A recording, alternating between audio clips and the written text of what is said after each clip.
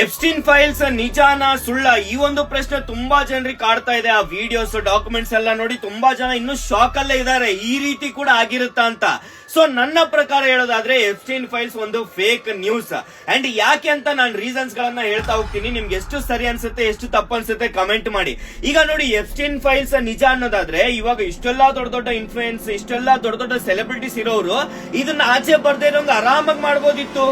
ಯಾಕೆ ಆಚೆ ಬಂತು? ಸೊ ನನ್ನ ಪ್ರಕಾರ ಬೇಕು ಅಂತಾನೆ ಮಾಡಿಸಿದ್ದಾರೆ ಒಂದು ಫೇಕ್ ನ್ಯೂಸ್ ಅನ್ನ. ಅಂಡ್ ಇವಾಗ ನೋಡಿ, ನನಗನ್ಸಿರ್ತಿರೋದು ಯಾವುದೋ ಒಂದು ದೊಡ್ಡ ನ್ಯೂಸ್ ಅನ್ನ, ದೊಡ್ಡ ವಿಚಾರನ ಮುಚ್ಚಿಡಕ್ಕೆ ಎಪ್ಸ್ಟೀನ್ ಫೈಲ್ಸ್ ಅನ್ನೋದನ್ನ ಕ್ರಿಯೇಟ್ ಮಾಡಿದ್ದಾರೆ ಅಂತ ನನಗನ್ನಿಸ್ತಾ ಇದೆ. ಇವಾಗ ನೋಡಿ, ಇವಾಗ ತುಂಬಾ ಜನ ಯಾವ ಒಂದು ಎಪ್ಸ್ಟೀನ್ ಫೈಲ್ಸ್ ಮೂಲಕ ಮೈಕಲ್ ಜಾಕ್ಸನ್ ಅವ್ರು ಸತ್ತಿಲ್ಲ ಅಂತ ಅವ್ರ ಫ್ರೆಂಡ್ ಮಾತಾಡಿರೋ ಒಂದು ವಿಡಿಯೋನ ಅದು ಫ್ರೆಂಡ್ ಅಲ್ಲ ಮೈಕಲ್ ಜಾಕ್ಸನ್ ಅಂತ ಹೇಳ್ತಾ ಇದ್ದಾರೆ. ಚೆಕ್ ಮಾಡಿ ಗೊತ್ತಾಗುತ್ತೆ. ಇವಾಗ ಜೋ ಬೈಡನ್ ಅವ್ರು ಇರೋದು ಅವರೊಂದು ರೋಬೋಟ್, ನಿಜವಾದ ವ್ಯಕ್ತಿ ಅಲ್ಲ. ಅವ್ರು 2019 ಸತ್ತೋಗಿದ್ದಾರೆ ಅಂತ ಹೇಳ್ತಿದಾರಲ್ವಾ, ಚೆಕ್ ಮಾಡಿ. ರೋಬೋಟ್ ಅಲ್ವಾ ಗೊತ್ತಾಗಲ್ವಾ? ನಿಮ್ಮ ಪ್ರಕಾರ ಬದುಕಿದ್ದಾರೆ ಆದ್ರೆ ಒಂದು ರೋಬೋಟ್ ಆಗಿಲ್ವಾ? ಹೋಗಿ ಚೆಕ್ ಮಾಡಿ. ಒಂದು ಮೆಟಲ್ ಡಿಟೆಕ್ಟರ್ ಇಟ್ಕೊಳ್ರಿ, ಗೊತ್ತಾಗುತ್ತಲ್ಲ ರೋಬೋಟ ಮನುಷ್ಯನ ಅಂತ.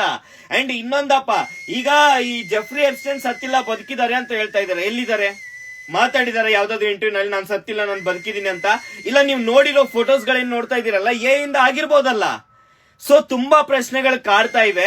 ಅಂಡ್ ಇನ್ಫ್ಯಾಕ್ಟ್ ಅಕಸ್ಮಾತ್ ಇದು ನಿಜ ಅಂತ ಆದ್ರೂ ಕೂಡ ಯಾವ ಜಡ್ಜ್ ಗಳು ಇವ್ರ ವಿರುದ್ಧ ಬಂದು ಇವ್ರಿಗೆ ಶಿಕ್ಷೆ ಆಗ್ತಾರ್ರಿ? ಬಿಡ್ತಾರ ಇವರು? ಇವಾಗ ಸಾಕ್ಷಿದಾರರು ಬಂದು ನಾನು ಚಿಕ್ಕವಳಿದ್ದಾಗ ಹಂಗ್ ಕರ್ಕೊಂಡೋದ್ರು ಅದು ಇದು ಅಂತಂದ್ರೆ ಯಾರು ನಂಬ್ತಾರೆ? ಸಾಕ್ಷಿಗಳಿದ್ರೆ ಸಾಲಲ್ಲ, ಕಾನೂನಿಗೆ ಅದ್ರದೇ ಆದಂತ ಒಂದು ಟೈಮ್ ಇರುತ್ತೆ, ಆ ಟೈಮ್ ನಲ್ಲೇ ಆಗ್ಬೇಕಿತ್ತು. ಸೊ ನನ್ನ ಪ್ರಕಾರ ಎಪ್ಸ್ಟೀನ್ ಫೈಲ್ಸ್ ಬಂದು ಯಾವುದೋ ಒಂದು ದೊಡ್ಡ ವಿಚಾರನ ಮುಚ್ಚಿಡಕ್ಕೆ ಪೊಲಿಟಿಕಲ್ ಸ್ಟ್ರಾಟಜಿ ಅಂತ ನನಗನ್ನಿಸ್ತಾ ಇದೆ. ಸೊ ನೀವ್ ಹೇಳಿ ಸ್ನೇಹಿತರೆ, ನಿಮ್ಮ ಪ್ರಕಾರ ಎಪ್ಸ್ಟೀನ್ ಫೈಲ್ಸ್ ನಿಜಾನ ಸುಳ್ಳ? ನಿಮ್ಮ ಅನಿಸಿಕೆನ ಕಮೆಂಟ್ ಮಾಡಿ. ಹೆಚ್ಚಿನ ಅಪ್ಡೇಟ್ಸ್ ಗಾಗಿ ಹಾಗೆ ಕನ್ಫರ್ಮೇಶನ್ ಗಾಗಿ ನನ್ನ ಫಾಲೋ ಮಾಡಿ, ಮೆಸೇಜ್ ಮಾಡಿ. ಧನ್ಯವಾದಗಳು.